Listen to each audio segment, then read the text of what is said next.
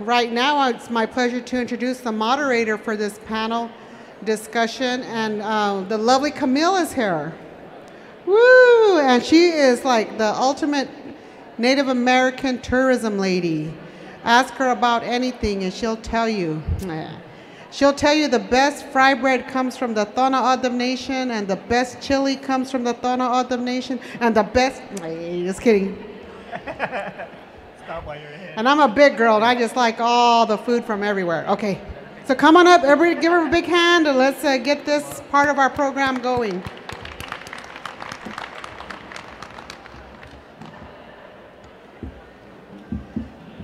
Ganachchish, Anyat Kusani. Thank you, ladies and gentlemen. Siesta Kla Ayahat. My name is Siesta Kla in Tlingit. I'm from Sitka, Alaska, born and raised. I'm transplanted from a rainforest to a desert. I appreciate these gentlemen, the work that they do. I am the executive director for the American Indian Alaska Native Tourism Association that's based in Albuquerque, New Mexico. I have the great opportunity to be the moderator and work with these gentlemen for the next hour and a half. And I'm hoping that that you participate, because we'll be asking, and I say we, me and you, will be asking them questions about the great work that they do. We are going to give these gentlemen an opportunity to introduce themselves, talk a little bit about themselves, and then we'll start asking the questions. Now, our first panelist, and I'm going to introduce them both at the same time so they can come up and represent themselves one after the other. Our first one is Joseph Jaramillo from Isleta, Pueblo, and I apologize. New Mexico, and that's where we're going to be hosting our conference, and so I'm excited to have him aboard with us. And he is the founder and owner of Native Natural. And then right behind him will be Stacey Jensen. He is the president and CEO of North Leupp Family Farms Incorporated. So with that, I would like to have Joseph please come up and introduce yourself.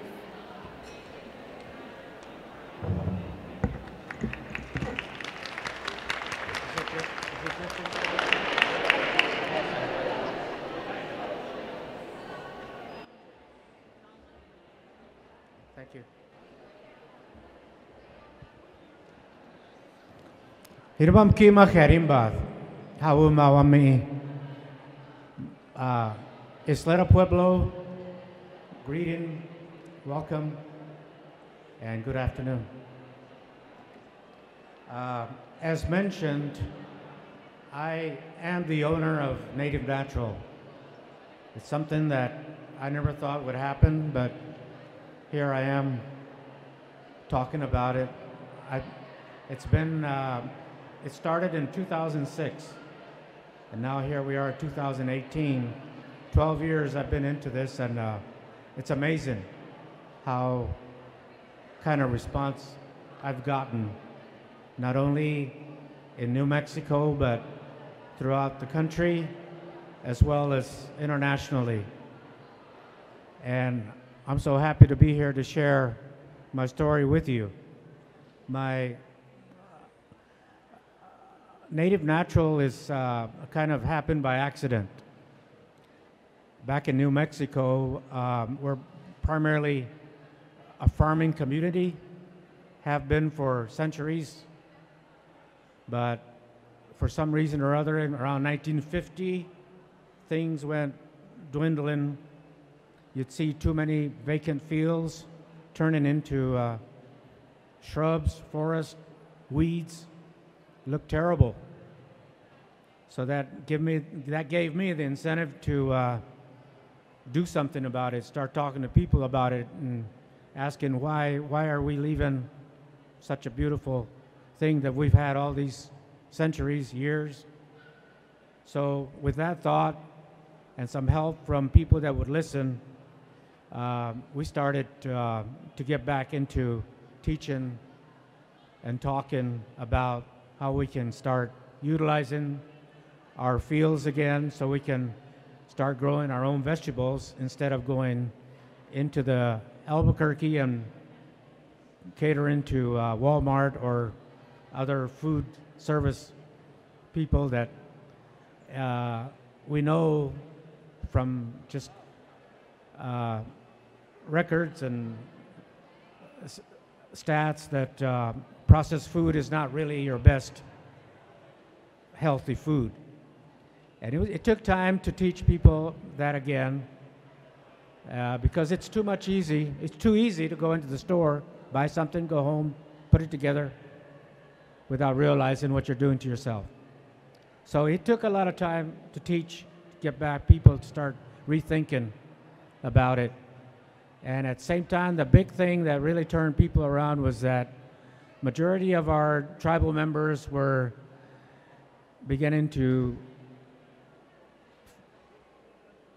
deal with diabetes, like most people are, I guess, across the country. And little did they know that that might have happened because of our diets have changed.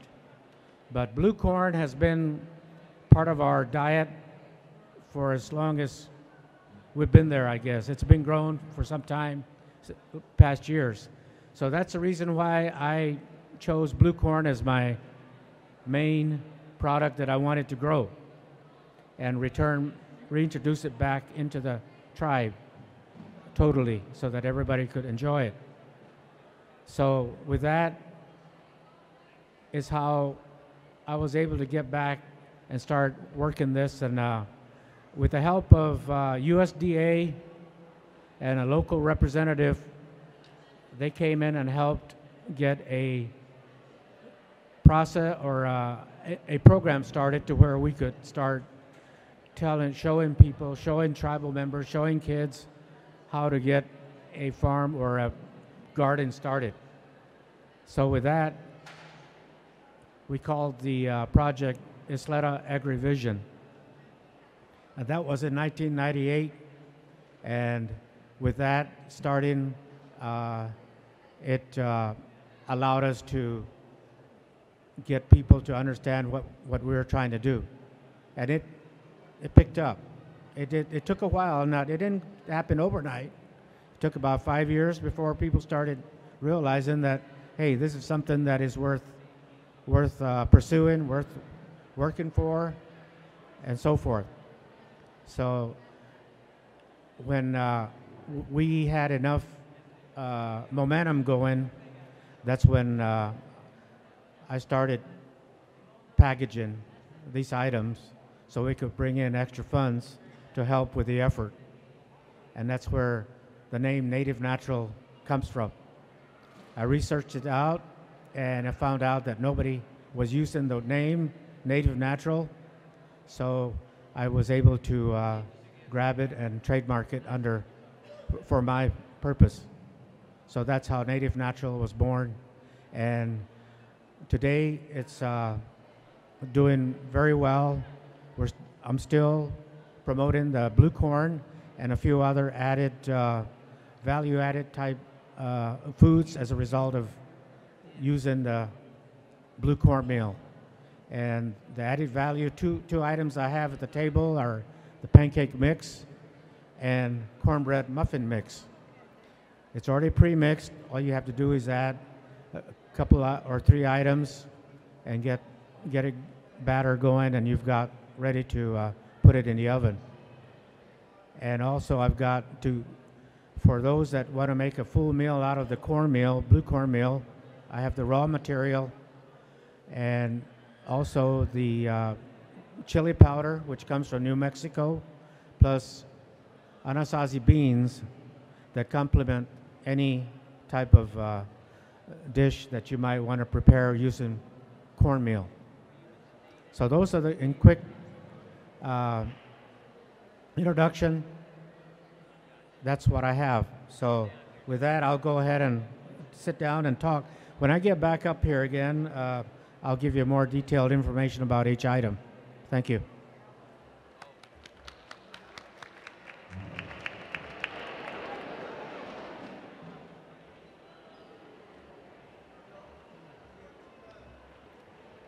Yat she tadaja ni chen de out this thing. Don egi tadish gizni shlon todich ini bashichin ado is a shane edashche ashin edashanala. And that's, you know, how we identify ourselves in Diné, you know, because you never know who might be on the audience. For all you Navajos. So I am a member of the Navajo Nation, and we have a program, and it's North Leupp Family Farms. We're a nonprofit organization. And so a lot of our activities is geared towards the community. And what we try to do is reintroduce the old ways of growing food, the old ways of how we used to prepare our food, and then try to reconnect that with the youth. You know, I always say our grandmas, they know a lot.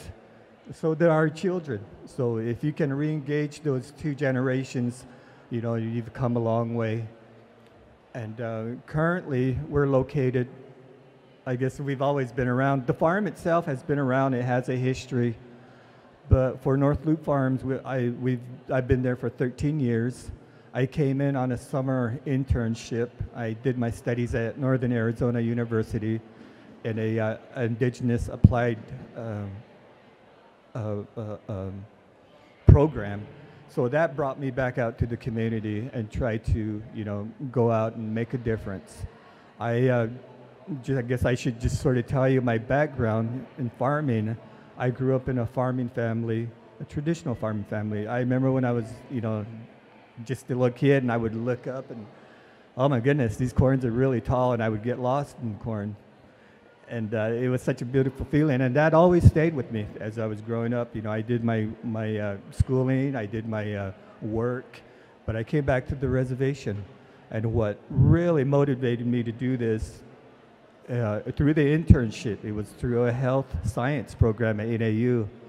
And I was really interested in, you know, some of the high rates of diabetes, hypertension, stroke, cancer, you know, among our people. A lot of our older people were dying off. And so every week there was always somebody in the community that had passed on. So that's what really motivated me, I believe, to come back and try to make a difference with North Leupp Family Farms. And so some of our goals and some of our values with the farm is tradition, of course, and as well as food. We want to try to reintroduce a lot of the old foods, and as well as health. Health is one of the important things that we, you know, especially with what what motivated me to come back. And lastly is conservation efforts. And if you can take those four factors, and you'll realize they're all interrelated. You can't really have conservation without having, you know, some of the other factors like health, food. And so that has always been our guiding principle here at the farm. We're a 100-acre farm, though we don't, you know, utilize all of it. We don't cultivate the whole 100 acres. We do cultivate about 33 acres. And we have roughly 33 members per year that come out. We invite them out, and they do their own work. They plant their seeds, they water the crops, they harvest the crops. And whatever crops they get, they take it out to the market. Mainly it's the sustenance farming, but when they have extra crops, they'll either sell it to me or they'll take it out to the roadside. I just recently started a farmer's market and produce, and so that allows me to bring in food. You know, it's not so much of, you know, growing our own food, but having accessibility to food, you know, for our communities. I remember when I was growing up, and I really didn't get introduced to milk or processed foods until I got to boarding school, which must have been about 8 years old. And before then, all we relied on was our livestock. You know, we always had a sheep corral and our cornfields. And then we used to forage a lot too and hunt. And that's how, I remember growing up. But once I got to a boarding school, things changed, the diets changed. And I think that's what really, is a culture shock when it comes to nutrition. And with that, I remember growing up, and I was, when you're farming, it stays with you for the rest of your life, and that's one of the things that we do with the children. We get them while they're really young, while they're still preschoolers, kinders, and then some of them are coming back, while they're finishing college, they'll come back and want to help out at the farm. So it's a really, really good feeling. And I've been with the farm for 13 years. I came in, and one of our founders, Justin Willie, he was one of the main drive, and he convinced me to come on board. And since then, I've been with the farm. I'm a machine operator by trade, so that allows me to work on a lot of the equipments at the farm. I fix just about anything. As well as I used to do a lot of landscaping, both residential and professional landscaping. And one time we were sitting around, Justin and I was like bragging. I just got off work and said, "Oh yeah, we did this, $1 million home. We redid the landscaping on it, and I'm naming off all these landscaping plants." And then my bro looks at me. He goes, "Well, now, can you eat that?" And that's what really got me was, "Oh, you're right. Maybe if I boiled the leaves off the rose tree, I probably could drink that." And so he introduced me to plant foods. And in Navajo, that's really sacred. H-E-on, they call it. It's food, and it's a plant.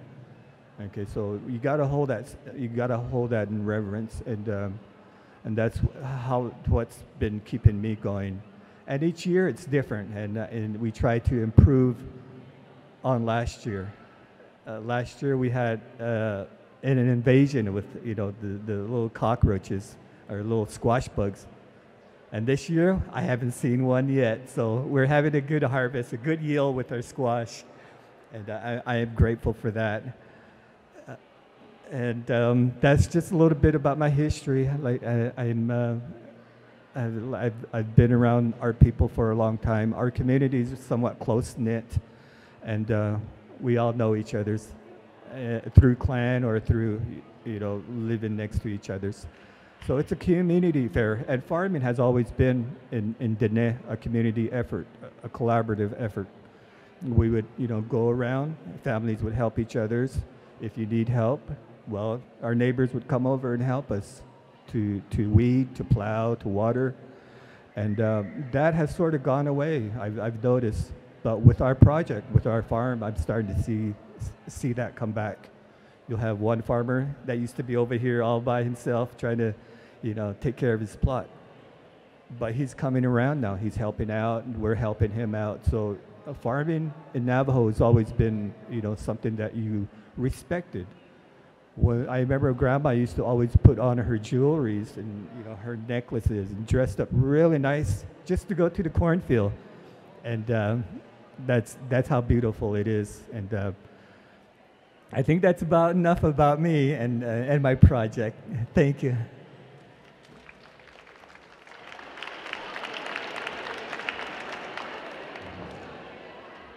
Well, I think it's, as you can tell, these gentlemen are doing what they're doing from the heart.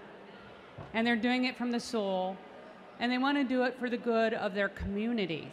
And you can feel it, as they're telling their own personal stories. They're sharing with you a bit of themselves. And I think it takes a lot to come up here and do that, and I want to commend these gentlemen for doing that.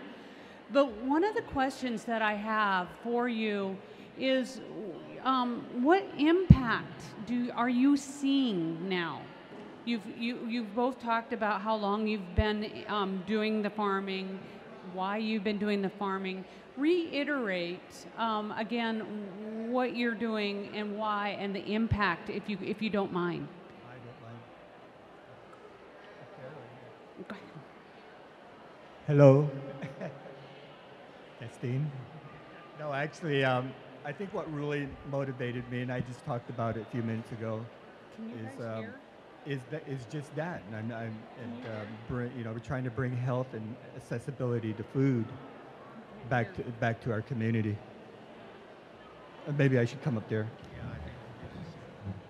She's gonna turn it up. She's gonna turn it up.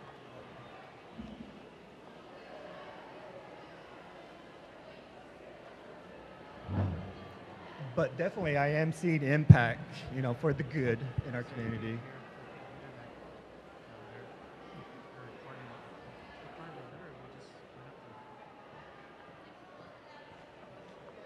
Can you hear him? Oh, you can. Okay. Some of the impacts that I've seen since I've been there, again, is the interrelationship among the members, as well as all the other species. In Navajo, we have a philosophy of being balanced and living in a good way, a harmonic existence, and I'm starting to see that people are being more positive about being out at the farm, being more positive about their health, and being more positive about their children growing up. And that's the impact I see. And also the access to food. I remember when I was growing up, the only place you go to was the trading post, and they didn't have all that food, the good stuff, the fruits and the vegetables. All they had was soda pops and canned foods, processed food. And today in our community, you still see that with the convenience stores, the inconvenience stores. And we're trying to change that around. We're trying to make it to where people can actually know where their food is coming from, and know that their food is fresh, and know who the farmer is. And so that's what the impact I've seen. People actually being happy, enthusiastic about going out to the field, being able to dress up again and going back out there and sort of bringing back that tradition and that culture. And that's the impact I've seen the 13 years I've been there.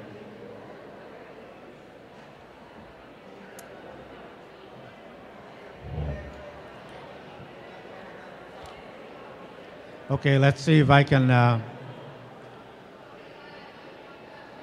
My brain suddenly went dead. Let's be the food. But no, I'm trying to think of how to describe what I'm wanting to say. There has been some changes, improvements, put it that way. As I told you earlier, after we started our program, getting young kids involved, and this was in 1998, 99, and here it's been already pretty much, almost 20 years. So those kids that were involved are now basically almost adults, or some are adults, and they're already starting to grow their own gardens.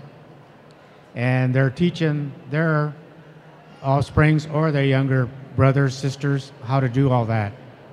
So similarly, the schools within our community have also started their own gardens.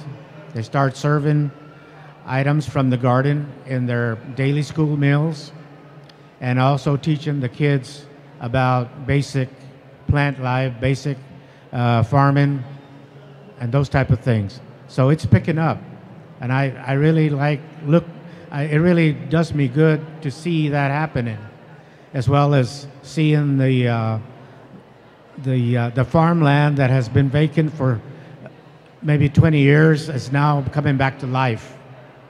And we need to encourage all our tribal members to do more, because as you might know, New Mexico is in a semi-desert.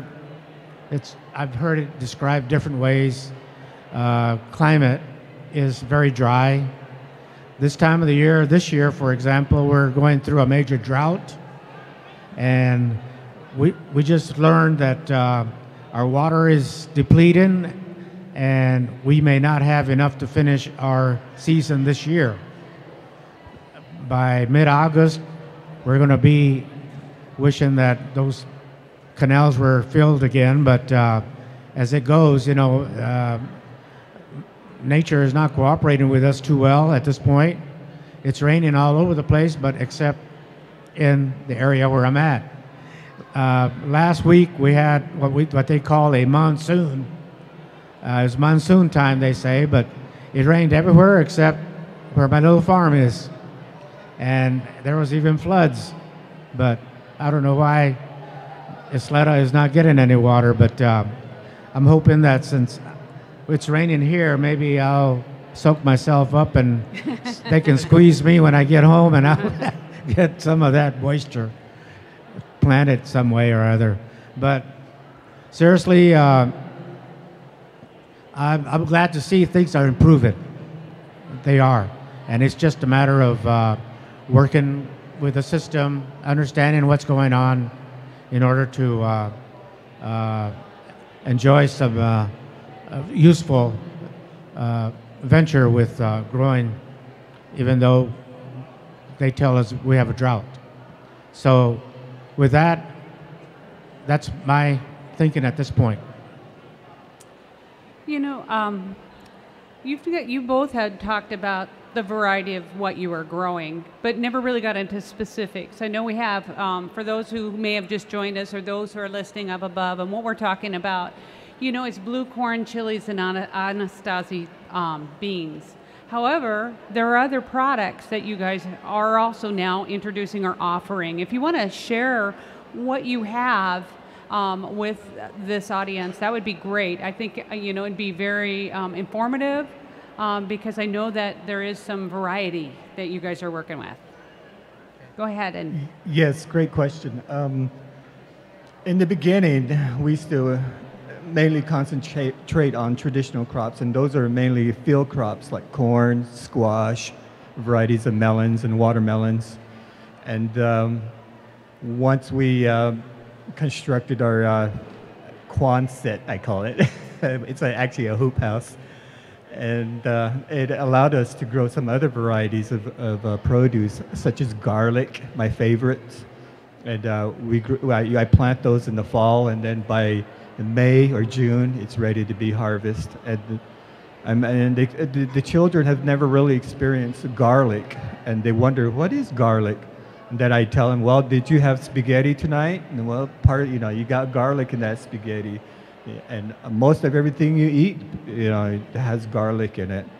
So that is one of the very special products that and of course, all the chefs love it. And I think they go for like $12 a pound. So if you can grow a ton of garlic, you can make some, you know, turn a profit. And then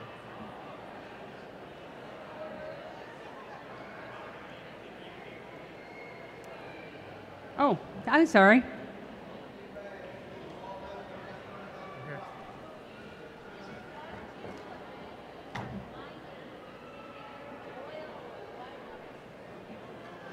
we get our water from the alluvial of the sea aquifer, and it's right on the banks of the Little Colorado River. So we draw our irrigation water from the ground, and we go down about 100 feet, approximately 100 feet. And then we draw the water with a solar-powered irrigation, pumping. And so in the old days, we used to have a big old generator that, you know, it was real loud, and I didn't really like it. And it was very expensive as well.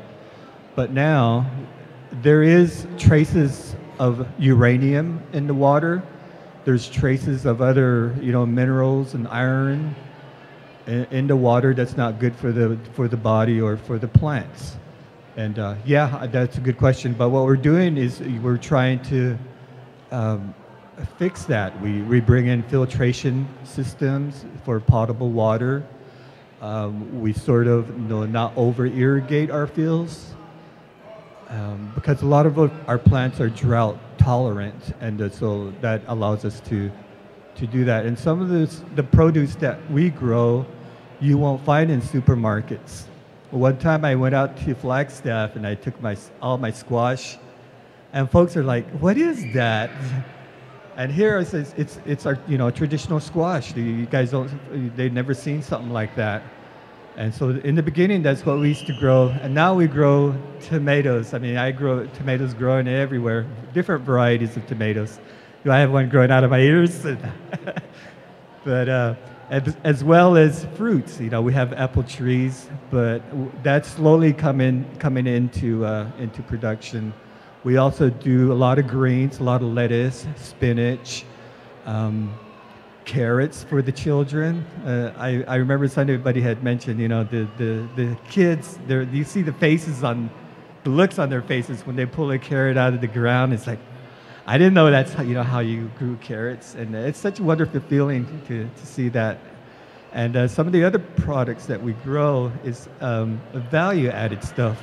Like we'll grow our blue corn, and then we'll make it into blue cornmeal, like my friend does here. And then from there, blue corn is held sacred in Navajo. Our wedding, our puberty ceremonies are consistent of corn, brown corn, and as well as the pollen that comes off the corn. It's we say prayers with that, and it's very special. And so we've come a long ways, and I plan to introduce more foods in our area, and we don't know what that is. One time I grew a bunch of collard greens, and nobody knew how to prepare that, except for one friend. He's from North Carolina, Lumbee Nation. He knew what to do with it. And so we got to be careful sort of look at the needs of the community and see what foods that is needed. Thanks, Stacey. And Joseph, I know that you have a lot of value-added product. If you want to explain to them, not only what you have, but where is your product going? Where can they get your product if they are out of New Mexico? Okay. Let me give you a little background of why I have the products that I have. Blue corn, I chose blue corn as my specialty product, mainly because of the nutritional value and because it's a sacred corn, and also to educate everyone about its qualities as far as good health. So, and then the other part is, since my business is a private business, I have to think about what's the best way to promote it, what's the best way to deal with everything that you have to when you get into a business situation with food. So I purposely chose dried foods, raw foods, to package, because with FDA regulations, I don't need no special license, because I'm not changing the food item. If you're going to cook it, you're going to change it, then you have to have a classification of some sort. And so because of that, that's the reason why I'm doing it the dried food method, and let the buyer use it the way they want to use it. So that's one reason why I'm staying with dried foods. So with dried foods, I have the blue corn, I have the products, the Anasazi beans, the red chili powder. And another reason why I have those items together is because they complement each other. You can make a whole dinner using each item if you wish to use it all at once or one at a time or such. So that's how I ended up with these products. But as far as the blue cornmeal can be used in a raw state for bacon. All you have to do is add the proper ingredients so that you can use it to make either bread, tortillas, chips, or whatever it is that you want to produce from it. So I'm not a chef, so I can't tell you what you need to add. I think you can find that somewhere else. But and then I decided to do a value-added item. That's where I came up with the pancake mix and the cornbread muffin mix. And those are already pre-mixed with the necessary ingredients. All you have to do is just add a couple items, or maybe three, a couple eggs, milk, and a little bit of vegetable oil. Make a batter, and you got pancakes. The same way with the cornbread. So there you have your instant breakfast or meal or snack.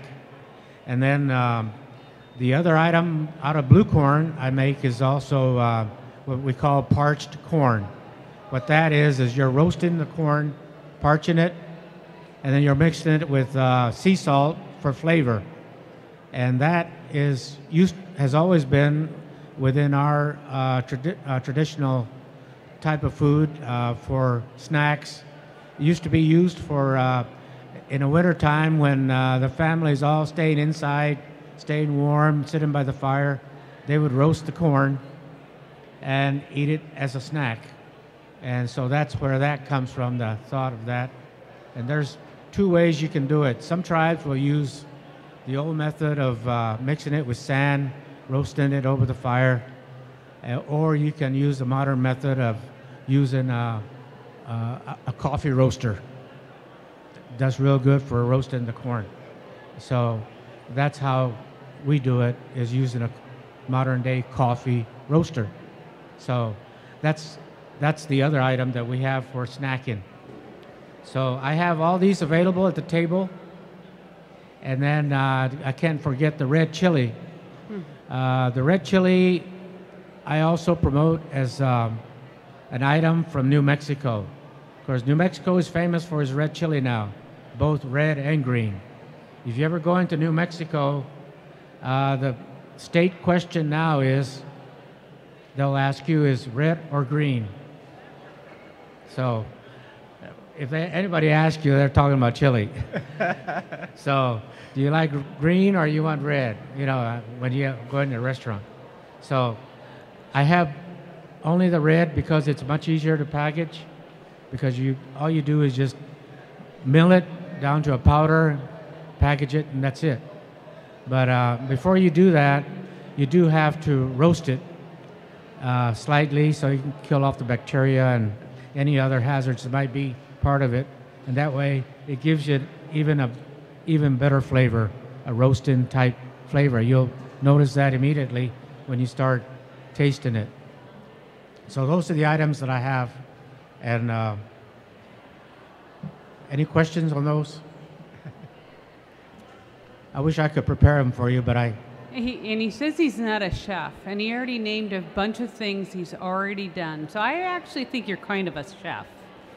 Yes. And one thing that I wanted to ask before we go through everybody else asking questions, because I'm sure you got a ton of questions, is my thing is, these are family-owned businesses, right? These are family passing it down. Sustainability, a lot of times you look at sustainability as how much money you're going to make. But I think in sustainability for a traditional native-owned family farm is it passed down? Do you guys have a plan for the next generation to take over your traditional methods of processing? And we'll go ahead and Stacey, if you want to answer that question first, and then. Sure. That sustainability, when somebody says sustainability, it's a broad term, if you ask me. But at the farm, the way we define that is, you have something right now that you can use, but save some for the folks, that are coming after you. And that's what, sustainability means to us. And it's also a relationship that you develop, not only with the people and your surroundings and the other species. And that is something that will, come back around. It comes in a circle. And I think that's what sustainability is, and that's what we try to to improve on, to work on, is to teach our youngsters that I know, because I'm not going to be around forever. I'd like to someday just step back and just shut up and let the kids take over, and that's the day I'm looking forward to. That's sustainability to me. Joseph.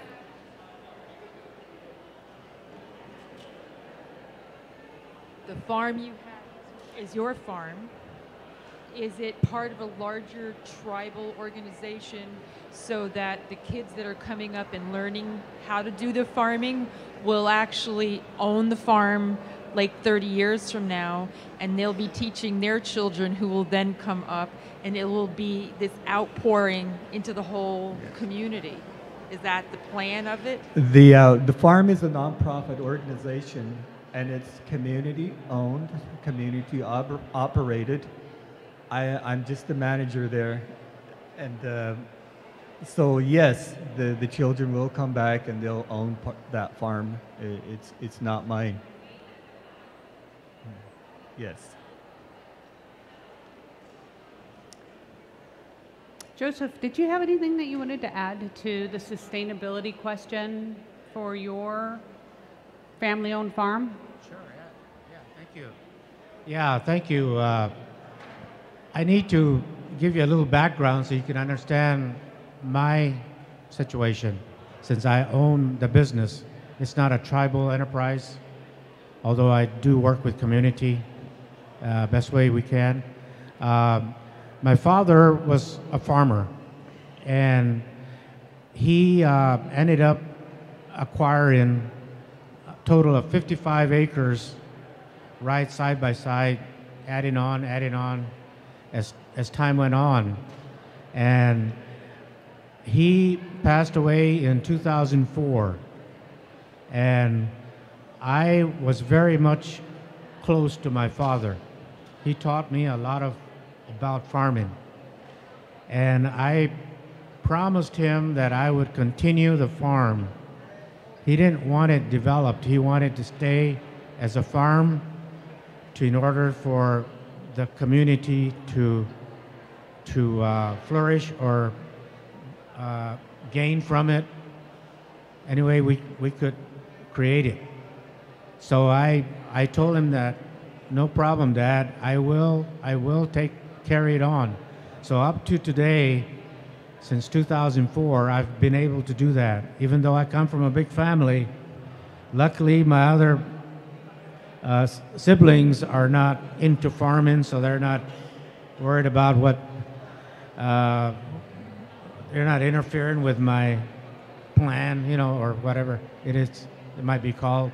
They're allowing me to go through with it. They understand. I told them that what I wanted to do. So with that in mind, that's another reason why I push myself to do what I'm doing, because I make that commitment. And secondly, as life brings you whatever it is that brings, however it happens, I did have my own family. I was married. We have one daughter. We had one daughter. I'm saying had because my wife passed away in 1999, and then my daughter passed away in 2004. No, take it back. 2014.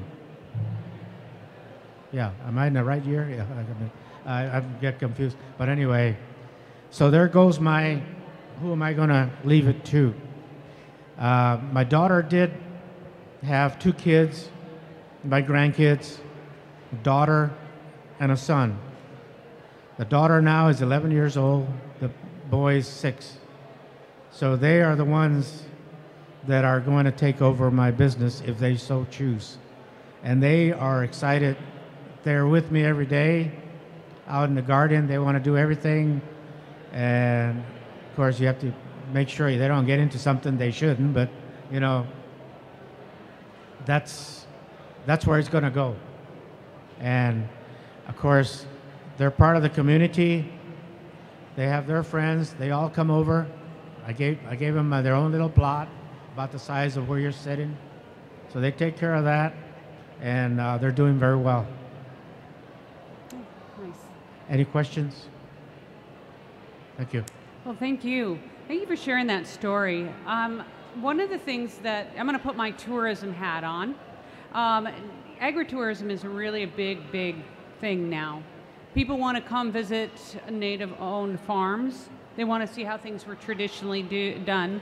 Do you two offer that opportunity to visitors to come visit your farms?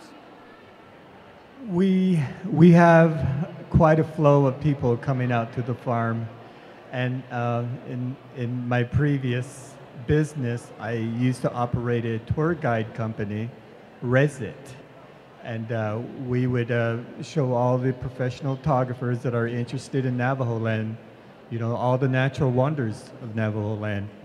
We'd visit, you know, the petroglyphs. We'd visit different settlements. So we'd go all through the little Colorado River corridor. And one of the things that never really occurred to me is farming, and that's what I'm looking forward to. I've met some folks that are interested in partnering with North Leupp Farm and getting a ag tourism route through there again. And yes, I look forward to that, to when we can implement that. And it's going to, not only will it, you know, sort of, you know, introduce the farm to other folks, but it will also, you know, allow us to bring in some revenues. Somebody might stop it and say, hey, here's $1 million. Donations. Yes, we would love to invite anyone to come over and show off our farm by appointment, of course, mainly because we're so busy. I want to show it off because in my area, what we do is we flood irrigate all our fields.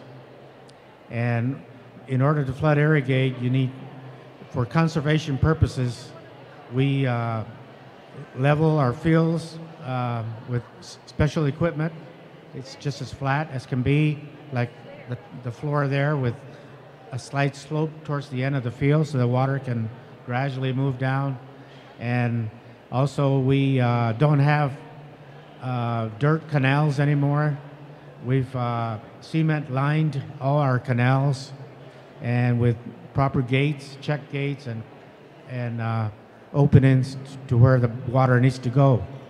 So it was done so well that a person don't even need a shovel to irrigate. You just go, open a gate, close one, open another one until you're done. So I like to show that off because it's, you know, it's such an easy thing that you guys could do it. One little instruction and you'll be out there flipping gates back and forth. Good exercise too, to walk back and forth, because you'll be easily walking about 5 miles by the end of the day. So, and that part I'd like to show off because it is something unique to people that are not familiar with flood irrigating, and also the small little plots of fields that we develop.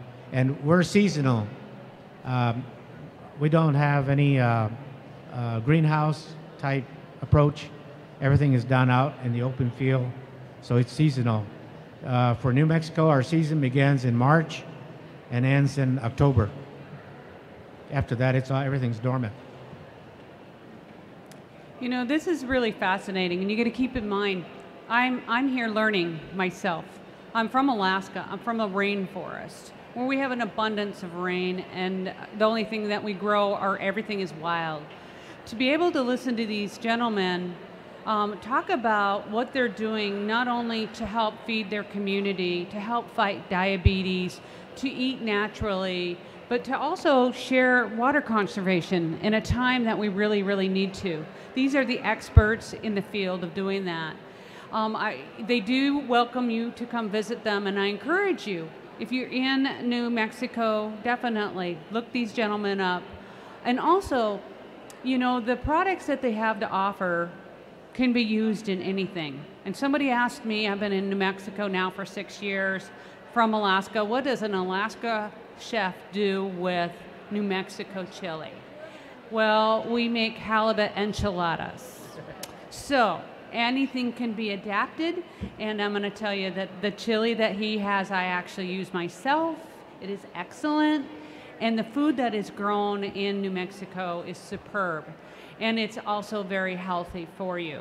Now, what I'd like to do, if you have any questions, this is an opportunity. I'd love for you to ask them, because these are the experts in growing in a place that is probably what you would think most difficult, but yet yields the most healthiest foods that there are.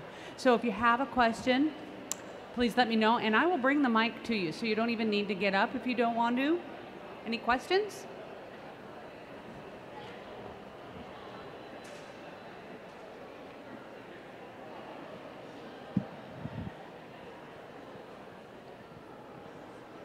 I have a very simple question, but why is cornmeal considered to be sacred?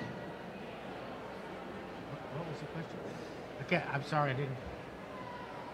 You had mentioned that you felt that blue cornmeal is sacred. Why is that? Why is blue corn sacred? To you? To me? To your tribe? Oh, okay. I got your message. Why is it sacred? It's used in the ceremonies, and different color corn have different meaning. The blue signifies west. The white corn is east, and white corn is north, and the I believe it's the yellow corn is south. So, and then we have a clan called the Black Eye clan that uses the blue corn for their ceremonies, for all the sacred things that they perform or do, and that's why it's considered sacred. For special ceremonies, special dances, blue corn is used as a item of offering. Yes. Thank you very much. Any other questions?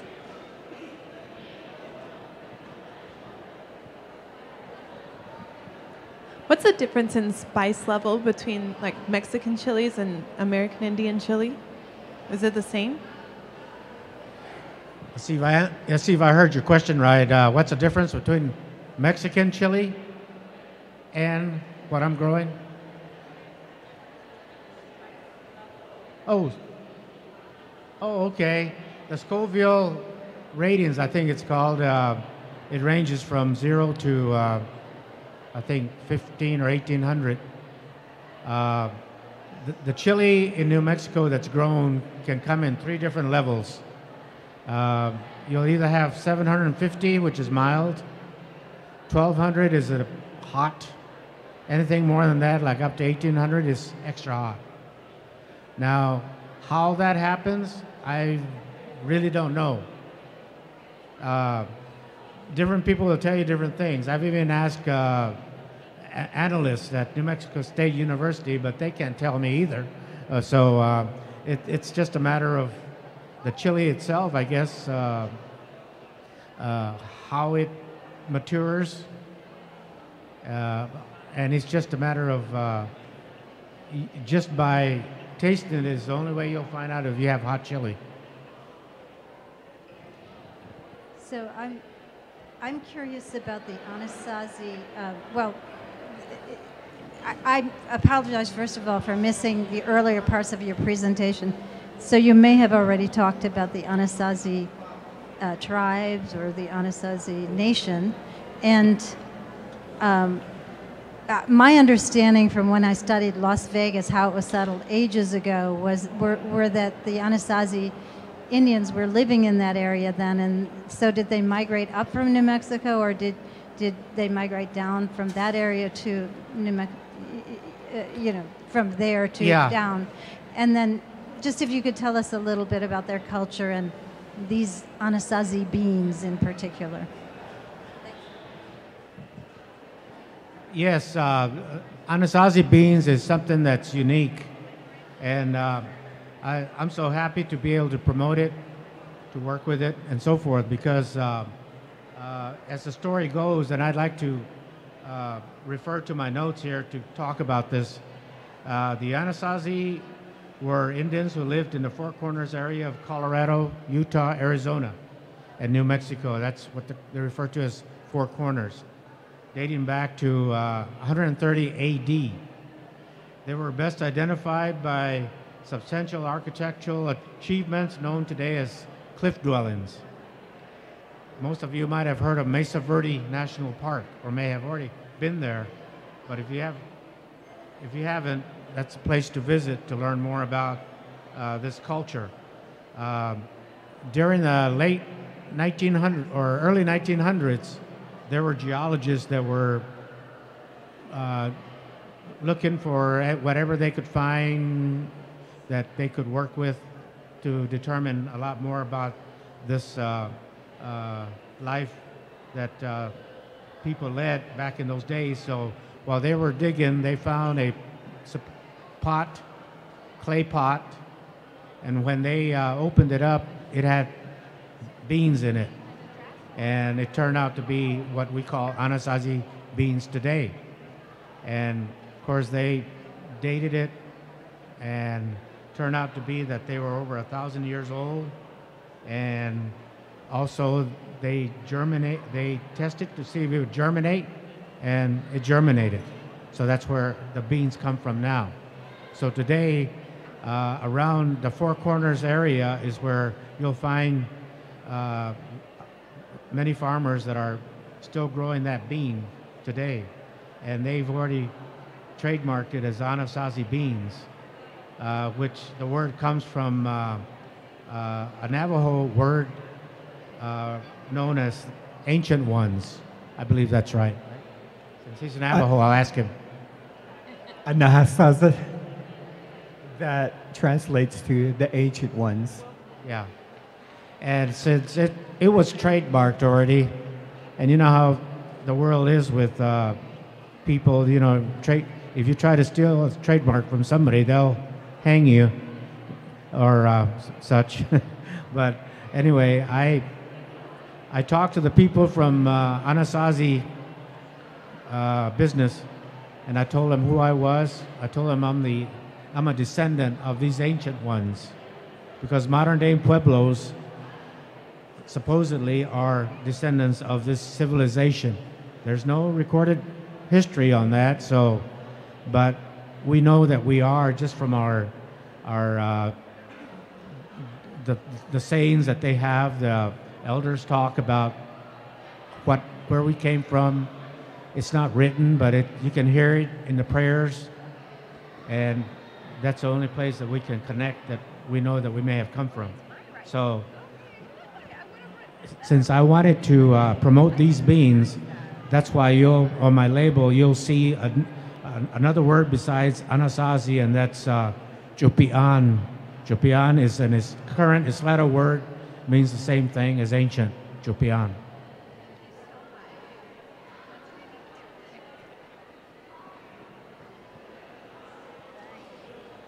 I'm wondering if you've seen any disruption to the traditional planting schedule with changes in the climate in the region. Do you see disruptions in the planting techniques because of the climate change? Somewhat, not too strong yet, but I can sense that it's changing. The growing season, for example, earlier I mentioned our growing season begins in March, ends in October. But the last 3 or 4 years, I've seen the growing season going into November. There's people still baling hay in November in my area when it should be snowing. But here we are, still baling hay. And then in the spring, March, now somehow the weather gets warm, like it's ready for spring. But don't let that fool you, because There's a cold spell going to come in about mid-April. That's going to kill everything because there's going to be a frost. And that's happening more frequently. So there are changes coming. But it's slowly happening. You have to be on top of it. So it is happening.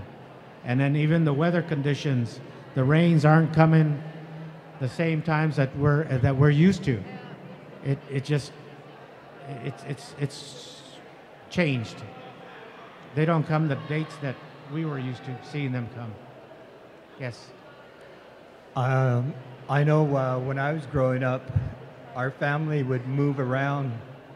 My uncle would go and scout different areas where there's runoffs, where the rain, it rained somewhere and then the water came down and it brought with it minerals and stuff. So each season we would always have a different location to plant. And I don't see that anymore because of the severe drought situation. A lot of our springs, a lot of the runoffs have disappeared. And so that's the difference I've seen due to climate change. And all, I think people has just, gotten too busy as well because they, so that's, one of the difference I've seen, as well as some of the species. We used to grow, varieties of different corn, but a lot of those corns are, we're having a tough time cultivating. And that's due to the soil, being depleted. It's just because, there's a drought right now, and that's some of the things I've seen. That was going to be my question, where do you feel that your access to water with drought, but also just irrigation overall, has depleted with climate change on the rise? Do you feel you have to supplement more than what you would have to do in the past, where you could worry about just when the rains were coming, as opposed to now you have to use more irrigation methods and force rain to come where it normally doesn't anymore? It's gotten our people to be dependent on irrigation water rather than, trying to, grow crops in a traditional way. I believe it has. We're forced to supplement a lot of our irrigation water with groundwater just because it hasn't rained in 200 days. Even if it does rain, it's only, a few inches. And those few inches of water, it runs right off because a lot of the vegetation is missing. It's either because it's overgrazed or they've done dried out. So the water just runs off into the river and we don't see that water again. Are there any more questions?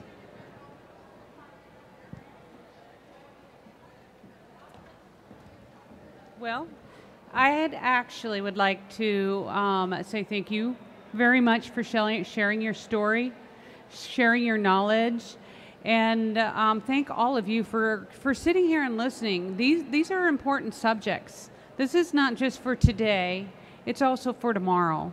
And I want to thank the gentlemen for thinking forward, thinking about tomorrow. So with that, I'd like to say in my language, and I hope you guys enjoy the rest of the day. And again, let's give these guys a round of applause. I will.